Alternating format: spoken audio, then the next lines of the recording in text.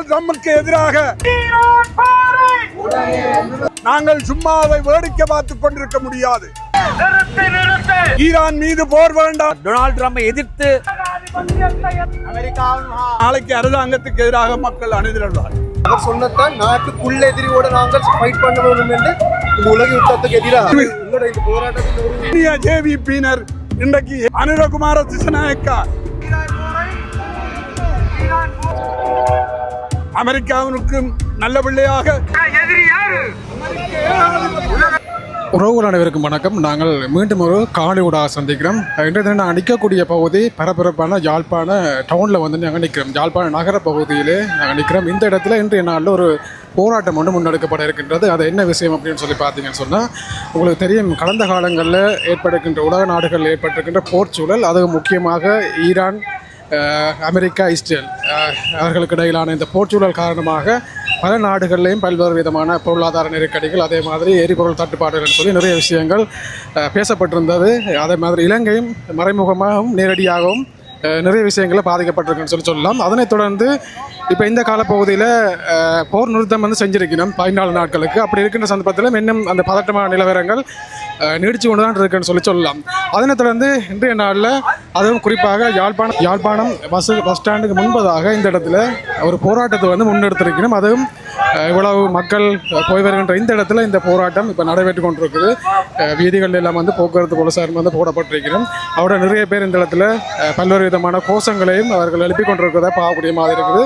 இப்படி நாங்கள் தொடர்ச்சியாக இன்றைய நாளில் இந்த இடத்துல என்ன மாதிரி இந்த போராட்டம் வந்து நடைபெறுது, யார் இந்த போராட்டங்களை செய்யணும் அப்படி என்கின்ற விஷயங்களை நாங்கள் பார்க்க போகிறோம். அதோட நிறைய பதாகைகளை வேண்டி இருக்கணும். அந்த பதாகைகளையும் என்ன மாதிரியான விஷயங்களை போட்டிருக்கணும் அப்படின்னு சொல்லி பார்ப்போம். யார் இந்த போராட்டம் செய்யணுன்றதை முதலாவது பார்ப்போம். இது வந்து புதிய ஜனநாயக மார்க்சிச லெனிச கட்சின்னு சொல்லி அவர்களால் இன்றைய நாளில் இந்த இடத்துல இந்த போராட்டம் வந்து முன்னெடுக்கப்பட்டு கொண்டிருக்குது. இதில் போட்டிருக்கணும். போராட்டத்தில் கோஷங்கள் எழுப்பப்படுறது மட்டும் இல்லாமல் போகிற வாராக்களுக்கு துண்டு பிரசுரங்களும் வந்து அவர்கள் கொடுத்து கொண்டிருக்கணும். அதுகளையும் பார்க்கக்கூடிய மாதிரி இருக்குது. அந்த துண்டு பிரசுரத்தில் இந்த மாதிரியான விஷயங்கள் போடப்பட்டிருக்குன்னு சொல்லி தெரியல. பார்ப்போம். அதே முறைக்கா போய் பார்த்துட்டு அப்படியே தொடர்ச்சியாக இங்கே என்ன மாதிரியான விஷயங்கள் நடக்குதுன்னு சொல்லி பார்ப்போம். இந்த விஷயம் இவர்களுடைய துண்டு பிரசுரத்தில் போடப்பட்ட விஷயம். அமெரிக்க ஏகாபத்தியம் போர் வெறியை எதிர்ப்போம், ஈரான் மக்களின் போராட்டத்தை ஆதரிப்போம் அப்படின்னு சொல்லி போட்டிருக்கணும். அதே மாதிரி இன்னும் ஒரு சில விஷயங்கள் போடப்பட்டிருக்கு.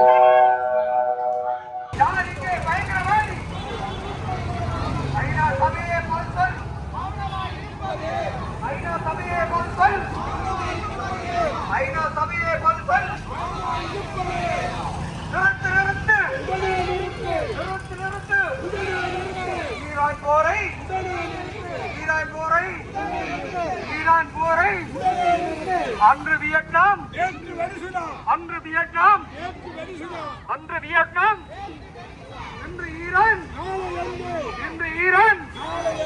யுத்தமும் ரத்தமும், யுத்தமும் ரத்தமும், யுத்தமும் ரத்தமும், அமைதியும் வாழ்வும், அமைதியும் வாழ்வும், அமைதியும் வாழ்வும்.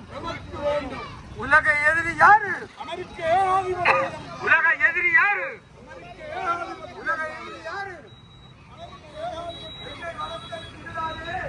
எல்லை தாண்டி வராதே, எல்லை தாண்டி வராதே, எல்லை தாண்டி வராதே. உரிமையை காப்போம், உரிமையை காப்போம், உரிமையை காப்போம்.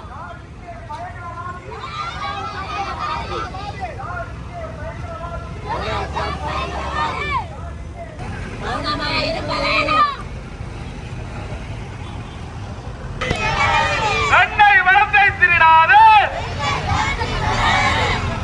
ஏகாதிபத்தியத்தை எதிர்ப்போம், ஏகாதிபத்தியத்தை எதிர்ப்போம், ஏகாதிபத்தியத்தை எதிர்ப்போம்.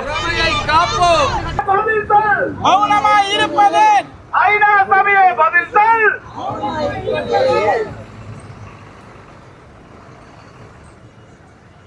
நிறுத்து, நிறுத்து, நிறுத்து, நிறுத்து, நிறுத்து, நிறுத்து, நிறுத்து. ஈரான் போரை, ஈரான் போரை, ஈரான் போரை.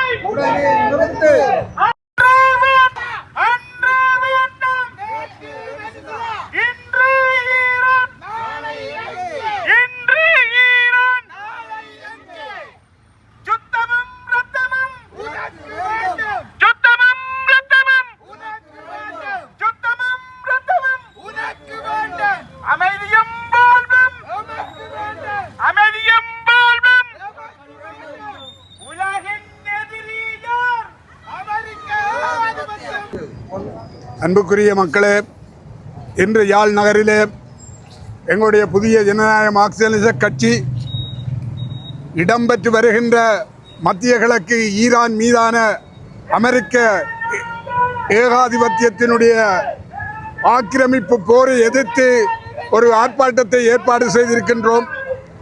இந்த ஆர்ப்பாட்டத்தின் முக்கியத்துவம் என்னவென்றால், இன்று ஈரான் மீது நடத்துகின்ற இந்த கொடிய ஆக்கிரமிப்பு போர் தனியே ஈரான் மக்களை மாத்திரம் அல்ல, உலகில் வாழுகின்ற அத்தனை மக்களுக்கும் எதிராக நடத்தப்படுகிறது என்பதை அன்றாட நிகழ்வின் மூலமாக நாங்கள் காணுகின்றோம்.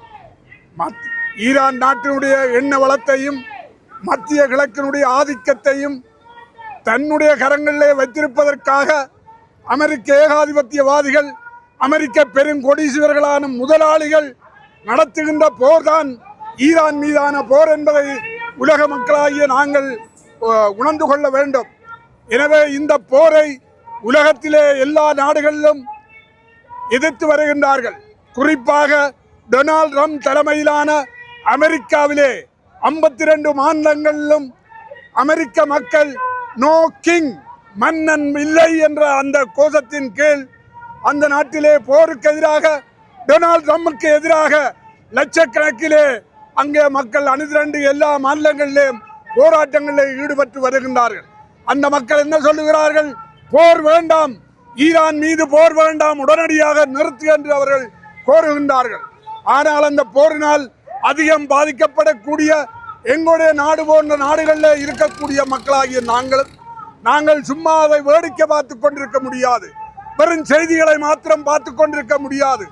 அந்த போருக்கு எதிராக, ஏனென்றால் இன்று ஈரானிலே நடக்கின்ற போர் நாளைக்கு இன்னொரு நாட்டிலே உருவாகும், நாளை எங்களுடைய நாட்டிலே கூட உருவாகக்கூடிய அபாயம் இருக்கின்றது. எனவேதான் வடபுலத்திலே வாழுகின்ற தமிழ் மக்களாகிய நாங்கள் போரின் கொடுமைகளை அறிந்தவர்கள், உணர்ந்தவர்கள். 30 வருடங்களாக போருக்குள் வாழ்ந்தவர்கள் வடபகுதி மக்கள். தமிழ் மக்கள் 30 வருடங்களாக போரை அனுபவித்த மக்கள். எனவே எங்களுக்கு போரின் கொடுமைகள் எவ்வாறு இருக்கும் என்பதை நாங்கள் நன்றாக உணர்ந்தவர்கள். எனவேதான் அத்தகைய போர் இன்றைக்கு ஈரானிலே நடைபெற்றுக் கொண்டிருக்கிறது. நாளை வேறொரு நாட்டிலே விஸ்தரிக்கப்படும். அமெரிக்க ஏகாதிபத்தியம் தன்னுடைய வளச்சுரண்டலுக்காக, தன்னுடைய லாபத்துக்காக, தன்னுடைய பணத்தை குவிப்பதற்காக உலகத்தின் முதலாம் இடத்திலே அமெரிக்கா இருக்க வேண்டும் என்ற அந்த ஏகாதிபத்திய ஆதிக்க நோக்கத்துக்காக நடத்தப்படுகின்ற போர்தான் ஈரான் போர் என்பதை நாங்கள் உணர்ந்து கொள்ள வேண்டும். எனவே தமிழ் மக்களாகிய நாங்கள் இலங்கையில் ஏனைய மக்களோடு இணைந்து இந்த போருக்கு எதிராக உறுதியாக குரல் கொடுக்க வேண்டியது எங்களுடைய தார்மீக கடமையாகும். ஆகவேதான் நாங்கள் இந்த போருக்கு எதிராக இன்றைய தினம் யாழ் நகரிலே மத்திய பேருந்து நிலையத்திலே எங்களுடைய எதிர்ப்பு ஆர்ப்பாட்டத்தை ஒழுங்கு செய்திருக்கின்றோம். ஆகவே இந்த போரை தமிழ் மக்கள் ஏனைய மக்களோடு சேர்ந்து உறுதியாக எதிர்க்க வேண்டும். நான் ஏற்கனவே சொன்னது போல, போரின் வடுக்களை சுமந்த மக்கள், போரின் இழப்புகளை சுமந்த மக்கள், போரினால் பட்ட துயரங்களை சுமந்த மக்கள் என்ற ரீதியில் உலகின் எங்காவது போர் நடந்தால் அதனால் பாதிக்கப்படுகின்றவர்கள் சாதாரண மக்கள் தான், அன்றாட உழைப்பிலே ஈடுபடுகின்ற மக்கள் தான் பல வகைகளே பாதிக்கப்படுகிறார்கள். உயிரிழப்பு மாத்திரமல்ல, அன்றாட உணவுக்கு இன்றைக்கு திண்டாட வேண்டிய நிலைமைக்கு தள்ளப்பட்டிருக்கிறார்கள். இன்றைக்கு எரிபொருளுடைய விலைகள் கூடிக்கொண்டு போகின்றது. இதன் மூலமாக பாதிக்கப்படக்கூடியவர்கள் சாதாரண மக்களே அன்று பெரும் பெரும் பணக்காரர்களோ முதலாளிகளோ அல்ல. எனவேதான் நாம் இந்த போரை எதிர்த்து மக்களோடு சேர்ந்து இந்த போர் வேண்டாம், ஈரான் மீதான அமெரிக்க ஏகாதிபத்தியத்தின் ஆக்கிரமிப்பு போரை உடனே நிறுத்து என்ற கோரிக்கை உலக மக்களோடும் இலங்கை ஏனைய மக்களோடும் இணைந்து நாங்கள் முன்வைக்கின்றோம். இந்த யுத்தத்துக்கு எதிராக உறுதியாக குரல் கொடுக்க வேண்டும். ஆனால் அரசாங்கம் அப்படி குரல் கொடுப்பதாக இல்லை. அவர்கள் அமெரிக்காவிற்கும் நல்ல பிள்ளையாக, இந்தியாவுக்கு நல்ல பிள்ளையாக, மக்களுடைய கோரிக்கைகளை செவியிலே வாங்காதவர்களாகத்தான் அவர்கள் ஆட்சி பீடத்திலே இருக்கிறார்கள். அவர்களுக்கு தேவை தாங்கள் பெற்ற அதிகாரத்தை தொடர்ந்து வைத்திருக்க வேண்டும் என்று விரும்புகிறார்களே தவிர, நீதியின் பக்கம், மக்களின் பக்கம், மக்களுடைய உரிமைகளின் பக்கம் உறுதியாக குரல் கொடுத்து வந்த முன்னிய ஜேவிபியினர் இன்றைக்கு என்பிபி அரசாங்கத்தின் கீழ் மிகவும் பதுமையாக எல்லோரையும் சமாளிப்பதற்காக எல்லோருக்கும் ஆமாஞ்சாமி போடுகின்ற ஒரு ஆட்சியைத்தான் நடத்தி வருகிறார்கள் என்ற கண்டனத்தை நாங்கள் உறுதியாக தெரிவிக்கின்றோம். ஆகவே இது அல்ல நிலைப்பாடு. கடந்த காலத்தில் பாராளுமன்றத்திலும் சரி வெளியிலும் சரி அனுரகுமார திசநாயக்கா எவ்வாறு யுத்தத்துக்கு எதிராக அமெரிக்க ஏகாதிபத்தியத்துக்கு எதிராக பேசி வந்தவர். ஆனால் இன்று மிக மிக அடக்கி வாசிக்கின்ற ஒரு போக்கைத்தான் கடைப்பிடிக்கின்றார். எனவேதான் அவர்களுக்கு ஆட்சி அதிகாரம் முக்கியமே தவிர மக்களை பற்றியோ நாட்டை பற்றியோ பிரச்சனை இல்லை. ஆகவே எங்களுடைய நாட்டினுடைய இளமை, எங்களுடைய நாட்டினுடைய சுதந்திரம், எங்களுடைய நாட்டுடைய சுயாதிபத்தியம் பாதுகாக்கப்பட வேண்டும். அது மக்களுடைய கைகளிலே தான் இருக்கிறது. எனவே மக்கள் அணிதிரண்டு அலை அலையாக அதற்கு ஆதரவாக போராட வேண்டும் என்பதுதான் எங்களுடைய நிலைப்பாடு. அரசாங்கத்தை எதிர்பார்த்து நாங்கள் இருப்பதை விட மக்களாக அணிதிரண்டு வீதியிலே இறங்கி நியாயத்தை நீதியை நிலைநாட்ட போராட வேண்டும் என்பதுதான் எங்களுடைய நிலைப்பாடு. வெகுஜன போராட்டம் தான் இது உதாரணம். இதேபோல இலங்கையில் பல இடங்களிலே போராட்டங்கள் நடந்தது. கொழும்பில் பல இடங்களிலே பல போராட்டங்கள் நடந்து வருது. IMF தான் அமெரிக்கா IMF தான், IMF அமெரிக்கா தான். ஆகவே அவர்களை குளிர்வி அமெரிக்காவுக்கு எதிராக போடுறது IMFக்கு எதிராக தான் போடுறது. ஜேவி அதல்ல பிரச்சனை, அதல்ல முக்கியம். முதல் அமெரிக்காவை பற்றியும் அமெரிக்காவுடைய நிதி நிறுவனங்களை பற்றியும் மக்கள் முதல்ல தெரிந்து கொள்ள வேண்டும். இதற்கு பின்னால் அமெரிக்கா தான் இருக்குது என்பதை இப்ப அரசாங்கம் அல்ல உங்களுடைய முதல் எதிரி. முக்கிய எதிரி அரசாங்கம் அல்ல, அமெரிக்க ஆதிபத்தியம் தான் முக்கிய எதிரி. அதை மக்கள் விளங்கிக் கொள்ள வேண்டும், மக்கள் அணிதிரள வேண்டும். அப்பொழுதுதான் அரசாங்கமும் நிர்பந்தத்துக்கு உட்படும். யாருடைய பக்கம் நிற்கிறது?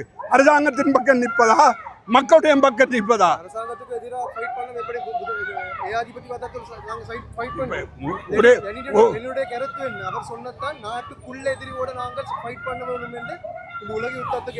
ஒரே நேரத்தில் எல்லாருக்கும் எதிராக கோஷம் இல்ல இல்ல.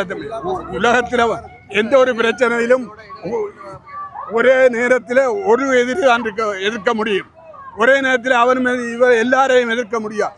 இன்றைக்கு அமெரிக்க ஏகாதிபத்தியத்தை நாங்கள் அம்பலப்படுத்துவோமாக இருந்தால் அந்த அம்பலப்படுத்தல் தான் நாளைக்கு அரசாங்கத்துக்கு எதிராக மக்கள் அணிதிரள்வார். எனவே எங்களுடைய பிரதான எதிரி என்றது கட்சியினுடைய ஏற்பாட்டிலே இந்த யாழ் நகரில் நடைபெறுகின்ற இந்த போராட்ட களத்தில் இருந்து கதைக்கின்றோம். அமெரிக்க ஏகாதிபத்தியத்தினுடைய இந்த மிலேச்சத்தனம் இன்று நேற்றல்ல, அது எப்போதோ ஆரம்பிக்கப்பட்டு உலகின் மிக மோசமான அழிவுகளையும் பொருளாதார நெருக்கடிகளையும் ஏற்படுத்தி ஒரு மிலேச்சத்தனமான ஆட்சியை நடத்துவது யாவரும் அறிந்த ஒன்று. அதனுடைய உச்சபட்சமாக இன்று ஒவ்வொரு நாடுகளாக தன்னுடைய ஆதிக்கத்தின்கள் கொண்டு வந்து இன்று ஈரானில் மிக பெரும் அழிவை ஏற்படுத்தி உலகமெங்கும் ஒரு பொருளாதார சமநிலையை இல்லாமல் ஆக்கி அப்பாவி குழந்தைகள், பெண்கள் எல்லோரையும் மிக மோசமாக படுகொலை செய்கின்ற இந்த ஏகாதிபத்தியத்தை எதிர்த்து உலகங்களும் மக்கள் விழிப்படைந்திருக்கின்றார்கள். நாங்கள் மட்டுமல்ல, அமெரிக்காவிலே மிக மோசமான இந்த ஏகாதிபத்திய போர் வரியர் இந்த டொனால்ட் ட்ரம்பை எதிர்த்து மக்கள் வீதியில் இறங்கி தொடர்ச்சியாக போராடி கொண்டிருக்கின்றார்கள். ஆகவே உலகம் ஏகாதிபத்தியத்துக்கு எதிராக விழிப்படைந்த இந்த நிலையிலே நாங்கள் உறங்கிக் கொண்டிருக்க முடியாது. ஏற்கனவே நாங்கள் எங்களுடைய இந்த விடுதலை போராட்டங்களை ஒடுக்கியது இந்த ஏகாதிபத்தியங்கள் தான். இந்த ஏகாதிபத்தியமே எங்கள் மீதான மிக மிலச்சத்தனமான மனித படுகொலைகளுக்கு பின்னால் இருந்திருக்கின்ற என்பதையும் இந்த இடத்திலே நாங்கள் உண்மையை கூறிக்கொள்ள விரும்புகின்றோம். எனவே உலகத்தில் நிரந்தர சமாதானம் ஏற்படுத்தப்பட வேண்டும். அதற்காக போராடுகின்ற உலக மக்களோடு நாங்கள் கைகோர்க்க காத்திருக்கின்றோம், கைகோர்த்து கொண்டிருக்கின்றோம். அப்பாவி குழந்தைகள், பெண்கள் மற்றும் எல்லோருடைய இயல்பான வாழ்வை இந்த உலகத்தில் திரும்ப வேண்டும் என்றால் இந்த ஏகாதிபத்தியத்திற்கான போரை நாங்கள் எல்லோரும் ஒன்று திரண்டு இந்த வெகுஜன போராட்டத்தை முன்னெடுக்க வேண்டும் என்பதை இந்த இடத்திலே கூறிக்கொண்டு விடைபெறுகிறேன். அனைவருக்கும் வணக்கம். இன்று எங்களுடைய வடபகுதியிலே பஸ் நிலையத்திலே புதிய ஜனநாயக மார்க்சிஸ்ட் கட்சியின் சார்பிலே எங்களுடைய இந்த அமெரிக்க ஏகாதிபத்தியத்துக்கு எதிராக ஒரு மாபெரும் கண்டன பேரணி போராட்டத்தை நடத்தி கொண்டிருக்கிறோம். உண்மையிலே இன்றைக்கு உலகத்திலே இருக்கக்கூடிய அப்பாவி மக்கள், சாதாரண மக்கள் கொன்றளிக்கப்பட்டு கொண்டிருக்கிறார்கள். அமெரிக்க ஏகாதிபத்தியத்தினுடைய திமிர்த்தனத்தால், இஸ்ரேலினுடைய அராஜக செயற்பாட்டினாலும் பலஸ்தீனத்திலே 70,000க்கும் மேற்பட்ட அப்பாவிகள் கொலை செய்யப்பட்டிருக்கிறார்கள். அதே போன்று ஈரானிலும் பல விதமான கொலைகளை அவர்கள் செய்து வந்து கொண்டிருக்கிறார்கள். எனவே தான் இந்த மோசமான ஒரு சூழலிலே வெனிசுலாவிலே ஜனாதிபதியையும் அவருடைய மனைவியையும் ஒரு இரவிலேயே கடத்தி கொண்டு வந்து தன்னுடைய சர்வாதிகார நிலப்பாட்டை நிலைநிறுத்தி இருக்கக்கூடிய இந்த சூழலிலே இன்னும் எந்தெந்த நாடுகளில் எல்லாம் இவர்கள் அந்த மோசமான ஆதிக்க வேலைகளை செய்வார்களோ தெரியவில்லை. எனவே தான் இந்த போராட்டம், இந்த அமெரிக்கா ஏகாதிபத்தியத்தினுடைய இந்த போராட்டம் மிகவும் ஆபத்தானது. உலக யுத்தத்துக்கு வழிவகுக்கக்கூடிய ஒரு நிலைக்குத்தான் போயிருக்கின்றது. 14 நாள் யுத்த நிறுத்தம் என்று கூறப்பட்டிருக்கின்றது. அது மிகவும் ஒரு போலித்தனமானது. இப்போது 14 நாள் யுத்த நிறுத்தம் இதன் அப்புறம் இஸ்ரேல் லெபனானிலே தாக்குதல் நடத்தி இருக்கக்கூடிய சூழலை பார்க்கின்ற போது மிகவும் உலகம் ஆபத்தான ஒரு நிலைக்கு போய் கொண்டிருக்கிறதை நாங்கள் அவதானிக்கக்கூடிய முடியும். எனவே தான் எரிபொருட்களுடைய விலைகள் கூடுகின்ற போது உணவுப் பொருட்களுடைய வாகனங்களுடைய போக்குவரத்து வசதிகளும் எங்களுக்கு மிக சுமையாக இருக்க போகிறது. இது தனியாக இலங்கை நாட்டுக்கு மட்டுமல்ல உலகத்துக்குமே மிக அச்சுறுத்தலான ஒரு யுத்தமாக இது இருக்கக்கூடிய ஒரு சூழலில் தான் அனைவரும் நாங்கள் அணிதிரண்டு இந்த உலகத்திலே போராடக்கூடிய என்ன சக்திகளோடு அணிதிரண்டு போராட வேண்டிய ஒரு தேவை எங்களுக்கு இருக்கின்றது. எனவே தான் நாங்கள் கடந்த காலத்திலே 30 வருஷ யுத்தத்தை அனுபவித்த எங்களுடைய மக்களுக்கு இது போன்ற அவலமான நிலைமை மேற்கத்திய நாடுகளிலே நடந்து இருக்கிறது. எனவே முதலாளி வர்க்கம், அமெரிக்க ஏகாதிபத்தியம், அதோடு சேர்ந்து இணைந்து நிற்கக்கூடிய நாடுகள் எல்லாம் சாதாரண மக்களுடைய வளங்களை பயன்படுத்தி சாதாரண மக்களுடைய வளங்களை கொள்ளையடித்து வந்து தங்களுடைய நாட்டை வளப்படுத்தினார்களே தவிர அவருடைய நாடுகளை வளப்படுத்த முடியவில்லை. இன்றைக்கு ஒரு நியூஸ் பார்த்திருப்பீர்கள். இவ்வளவு காலமும் அமெரிக்க ஏகாதிபத்தியத்துக்கோடு சப்போர்ட் என்ற கட்டார் இன்றைக்கு அமெரிக்க இராணுவ படைகளை வெளியேற சொல்லியிருக்கிறார்கள். அது இன்றைக்கு அரபுலகத்திலே ஒரு முன்மாதிரியான ஒரு விஷயமாக இருக்கின்றது. அது எவ்வளவு தூரம் அமெரிக்கா நடைமுறைப்படுத்த போகுது என்பதல்ல விஷயம். ஆனால் கட்டார் இவ்வளவு முன்னுதாரணமாக அமெரிக்க படைகளை வெளியேற சொல்லியிருக்கிறார்கள். எனவேதான் அமெரிக்க ஏகாதிபத்தியம் இந்த உலகத்திலே எல்லா நாடுகளிலும் படையை வைத்திருக்கிறார்கள், எல்லா தீவுகளிலும் படையை வைத்திருக்கிறார்கள். என்ன கீவாவுக்கு போகிறார்கள், வேறு தீவுகளில் எல்லாம் வில்லங்கமாக போய் தன்னுடைய இரத்த வரியை காட்ட நிற்கின்றது. எனவே தான் இந்த ஈரானுடைய இந்த எதிர்ப்பு போராட்டத்தின் மூலம் அமெரிக்கா ஒரு நல்ல பாடத்தை கற்பிக்க போகின்றது. உலக மக்களுடைய எதிர்ப்பை சம்பாதித்திருக்கின்றது. அவருடைய கூட்டாளி நாடுகளே இன்றைக்கு அமெரிக்காவை எதிர்க்கின்ற ஒரு நிலைமை வந்திருக்கின்றது. அமெரிக்காவை யுத்தத்தை நிறுத்த சொல்லி இருக்கின்றது. எனவேதான் இந்த யுத்தம் உடனடியாக நிரந்தர யுத்தமாக நிறுத்தப்படாவிட்டால் உலகம் அழிவை சந்திக்கும் என்பதில் எந்த விதமான ஐயப்பாடும் இருக்க முடியாது. எனவே நாங்கள் இந்த போராட்டத்தை ஆதரித்து இன்னும் வெகுஜன போராட்டங்களை முன்னெடுப்போம் என்று கேட்டு அமைதிதான் உலகத்தில் தேவை என்பதை கூறி விடைபெறுகிறேன்.